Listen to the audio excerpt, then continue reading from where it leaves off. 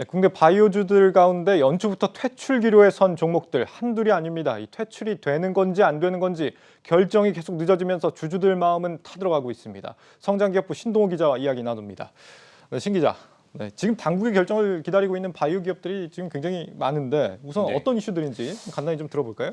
네, 우선 연초부터 이슈에 휘말린 기업들이 많습니다. 가장 큰 것이 아마 다 아시다시피 오스템 임플란트라는 회사죠. 이 사상 초유의 횡령 사건이 발생을 하면서 이제 오스템 임플란트라는 기업이 있고 또 신라젠이나 코오롱 티슈진, 또 셀트리온까지 이 계속 이 상패나 좀 잦은 이슈에 좀 흔들리는 기업들이 있는데요. 이 신라젠 같은 경우에는 대표의 파이프라인의 임상시험 중단과 전 대표를 비롯한 임직원들의 횡령 배임으로 인해서 상장 적격성 실질 심산 사유가 발생을 해서 지난 2020년 5월부터 지금 주식 거래가 정지가 됐었죠. 또 코롱 티슈진 같은 경우에는 자체 신약인 그 인보사의 성분 논란으로 인해서 2년 8개월간 거래가 정지됐고, 셀트리온 같은 경우에는 계속 이 이슈가 불거져 왔었는데 이 분식회계 의혹으로 지금 주가가 상당히 떨어진 상태입니다. 이 기업들은 모두 소액주주 지분율이 상당히 많은 상황입니다. 각사 소액주주 숫자들을 한번 살펴보면은요, 대략 한 100만 명이 넘기 때문에 이들 이슈에 따라서 이 바이오주 전반에 좀 미치는 영향이 클 것으로 판단이 됩니다. 네, 그 중에서도 오늘 가장 뜨거운 감자는 신라젠입니다. 소액주주만 17만 명에 달하는 신라젠. 그 상장 폐지 여부가 잠시 후에 결정이 된다고 하는데 현장에 나가 있는 취재기자 연결해서 한번 들어보겠습니다. 문영민 기자. 네, 여의도 한국거래소 앞에 나와 있습니다. 네, 오늘 신라젠 상장 폐지 여부가 언제쯤 발표가 되죠? 네, 신라젠의 상장 폐지 여부를 심의 의결하고 있는 한국거래소 코스닥 시장위원회는 오늘 오후 6시를 전후해 신라젠의 상장 폐지 여부를 공시할 예정입니다. 신라젠은 지난 2020년 5월 문은상 전 대표 등 이 전현직 경영진의 횡령 배임 혐의가 확인되며 거래가 정지됐습니다. 현재 1년 9개월간 거래 정지 상태인데요. 거래소는 지난 2020년 11월 신라젠에 1년간의 개선 기간을 부여한 뒤 지난달 18일 열린 기업심사위원회에서 상장 폐지 결론을 내린 바 있습니다. 코스닥 시장위원회는 오늘 회의를 통해 신라젠에 대한 거래 재개 또는 개선 기간 부여 또는 상장 폐지 등 세 가지 가운데 하나를 결정할 예정입니다. 네, 앞서 이 기심위에 이어서 2심격이라고 할 수 있는 코스닥 시장위원회입니다. 회의 결과에 따라 각각 어떻게 되는 건지 궁금한데 거래 재개 혹은 상장 폐지 결론이 내려지면 다음 수순은 어떻게 되는 겁니까? 네, 코스닥 시장위원회가 거래 재개라는 결론을 내릴 경우 곧바로 다음 영업일인 21일부터 주식 거래가 재개됩니다. 그런데 만약 시장위원회가 개선 기간 부여라는 결론을 내릴 경우 최대 1년 기간의 개선 기간이 부여되는데요. 이때 1년 동안 주식 거래는 정지됩니다. 이때 신라젠은 시장위원회가 지적 또는 요구한 사항에 대한 개선 이행 계획서 등을 마련해 제출해야만 합니다. 또 만약 오늘 코스닥 시장위원회에서 상장 폐지 결정이 나온다면 신라젠은 해당 결정에 대해 이의 제기를 할 수 있습니다.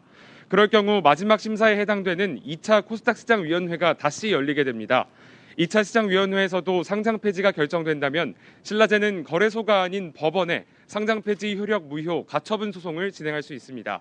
신라젠의 소액주주 수는 지난해 3분기 말 기준으로 17만 4천여 명으로 집계됐는데요. 만약 오늘 개선 기간 부여 또는 상장 폐지 결정이 나오게 된다면 이 17만 신라젠 주주들의 주식 매매가 장기화되는 상황은 불가피할 수밖에 없습니다. 네. 이 거래 정지가 길어지게 되면 투자자들 반발이 상당할 걸로 예상이 되는데 업계에서는 어떤 결론이 나올 걸로 전망하고 있습니까?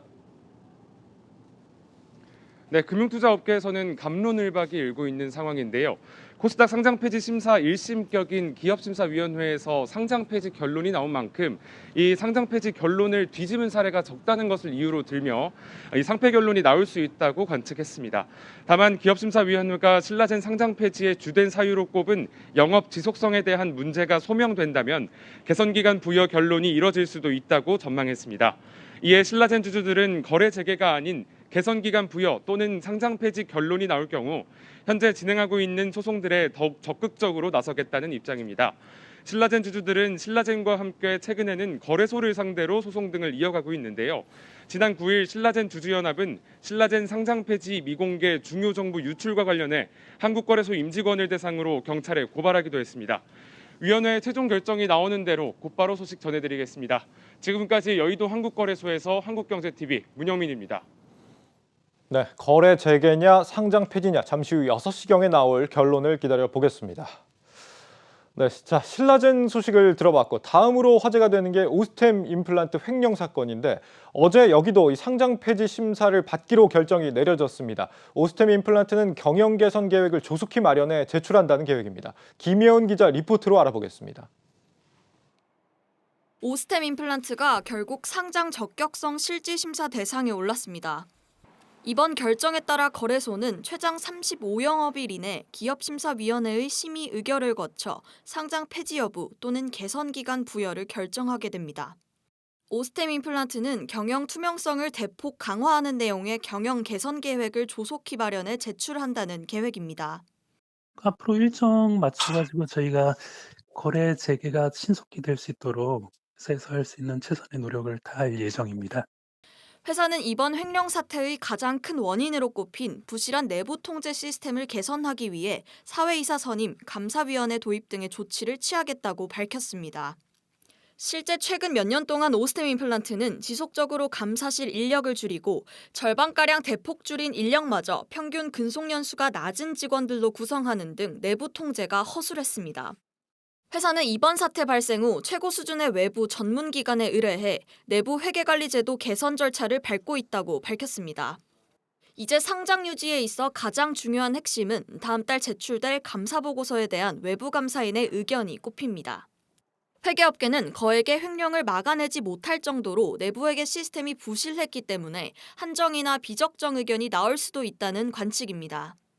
다만 횡령 자금을 제외한 자금의 흐름을 명확히 입증하는 등 노력을 통해 감사에서 적정 의견을 받을 수도 있다는 분석입니다. 내부 통제에 대해서 의견이 지금 이거는 부적정으로 나가야 되는 상황인 거지. 그 내부 통제 프로세스 안에 뭐 자금 프로세스, 고정자산 매출 이렇게 있는데 얘는 지금 자금 프로세스에서 문제가 발생한 상황이거든. 오스템 임플란트는 횡령액 가운데 많은 금액을 되찾을 수 있고 재무 상태도 건실하다고 주장하고 있습니다. 거래소는 회사가 제출한 서류와 사업 감사 보고서를 통합적으로 고려해 영업 지속성, 재무 안전성, 경영 투명성 등을 심의할 것으로 보입니다. 오스템 임플란트는 4월 초순쯤 열릴 기업심사위원회에서 거래재개 결정을 받기 위해 최선을 다하겠다는 입장입니다. 하지만 기업심사위원회가 경영 개선 기간을 부여할 경우 사태가 장기화될 가능성도 배제할 수 없습니다. 한국경제TV 김예연입니다. 네, 오스템 임플란트 재무 구조가 상당히 탄탄한 기업으로 보이는데 내부자 문제로 이게 주주들 발이 묶이게 된 거라 아무래도 뭐 주주들 불만이 상당하겠습니다. 네, 맞습니다. 이 주주들이 가장 불만인 부분이 바로 이 점입니다. 한 직원의 이 횡령에도 불구하고 회사 입장에서는 순이익이 계속 나고 있다는 말씀을 드릴 수 있을 것 같은데요. 그렇기 네. 때문에 이제 이 기업이 상장 폐지 실질 심사 대상이 되는 것을 이제 이해할 수 없다는 게 주주들의 의견입니다. 오스템 임플란트는 국내 1위 임플란트 전문 기업으로 거래 정지 당시 약 시가총액이 2조 원에 달했습니다. 이는 코스닥 시장에서 약 20번째로 높은 수준인데요. 높은 시총으로 인해서 국민연금을 비롯해 한 106개에 달하는 펀드들이 이 오스템 임플란트를 주요 자산으로 편입하기도 했습니다. 이에 당연히 개인 투자자들은 이거를 믿고 당연히 오스템 임플란트를 투자를 했겠죠. 그렇기 때문에 특히 투자자들이 횡령에도 순이익이 나는 기업이 이 상장 폐지 실질 심사 대상이 되어 이해가 되지 않는다고 계속 이야기를 하고 있는 거고요.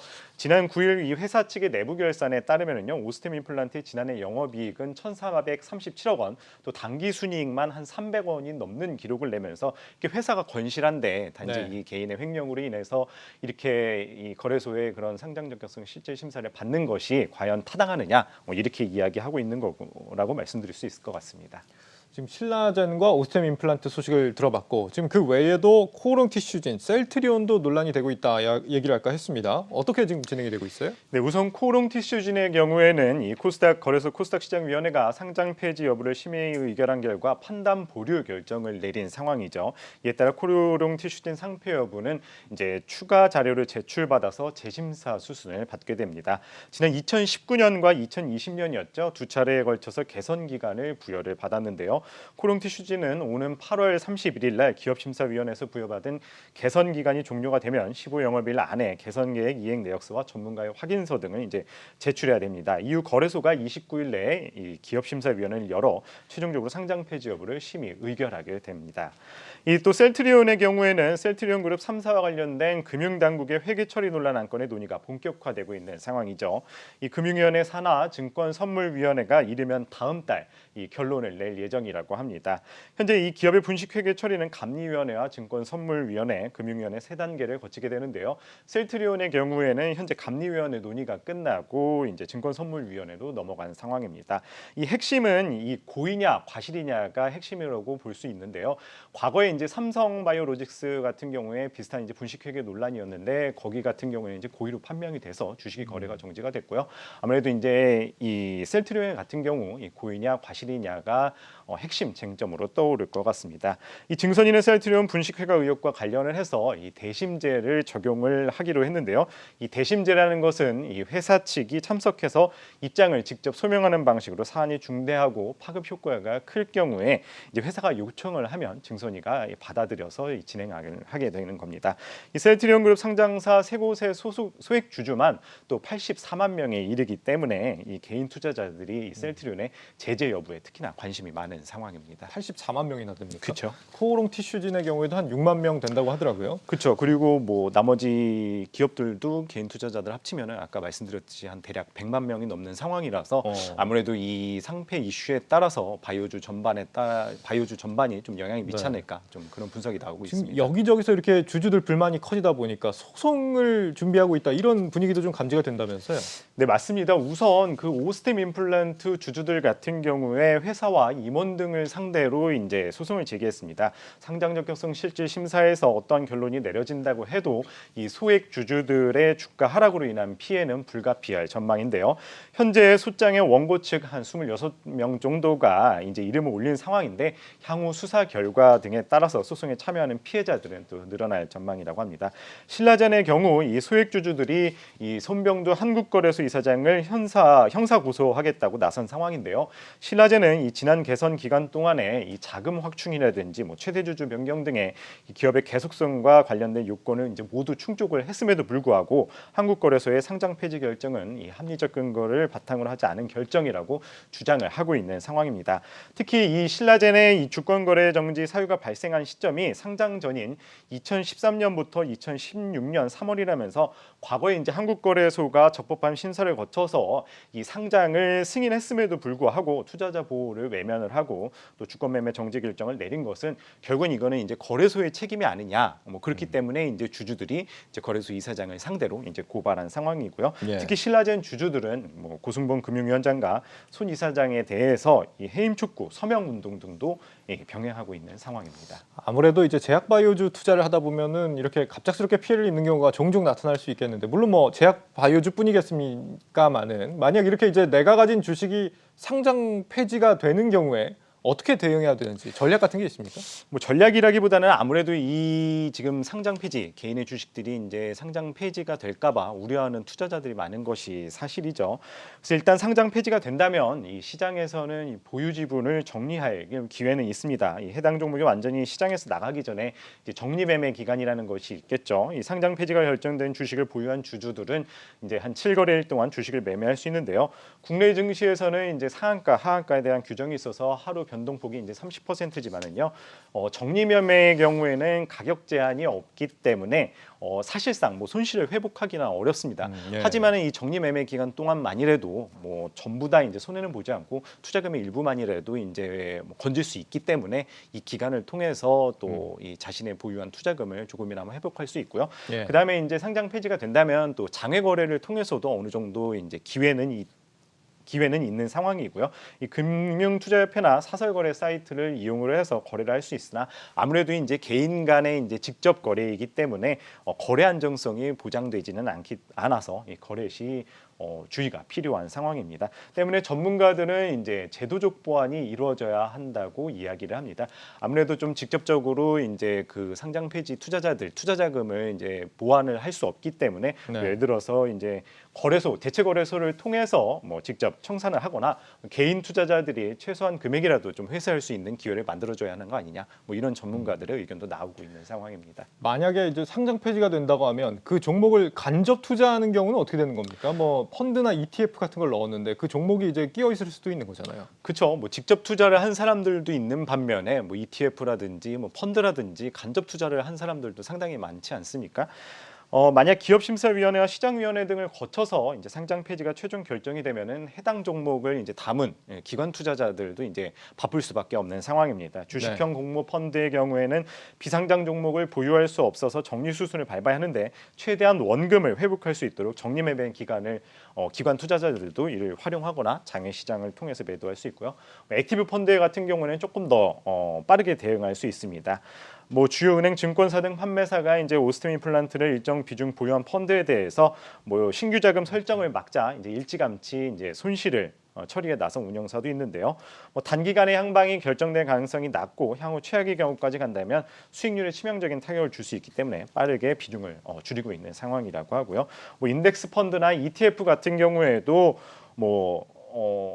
나올 수 있는 기회는 있는데 정기 변경이 우선이 돼야 뭐 구성 종목 제정이 가능하다고 합니다. 다만 이제 보유 비중이 이제 절대적인 수준이 아니라고 한다면은 이제 다른 보유한 종목들로 인해서 이제 복구 가능한 수익률이 있을 수 있기 때문에 가능성도 어느 정도 있다고 합니다. 네, 여기까지 듣겠습니다. 성장기업부 신동호 기자였습니다. 잘 들었습니다.